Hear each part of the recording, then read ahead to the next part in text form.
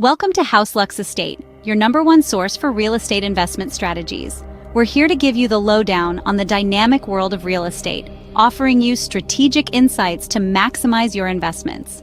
Today, we are uncovering one easy way to make $1 million in 2025. Stay tuned.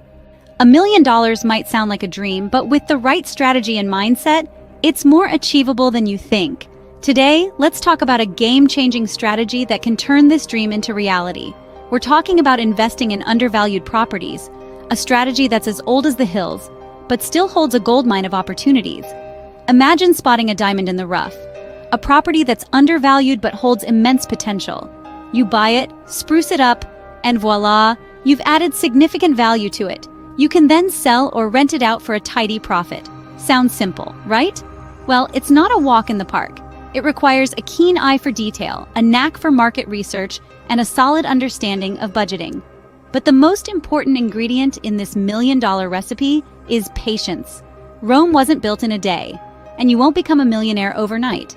It's about making smart decisions, waiting for the right opportunities, and striking when the iron is hot. By following this strategy, you are not just dreaming about $1 million, you are working towards it. To summarize, the key to making $1 million in 2025 lies in smart real estate investments.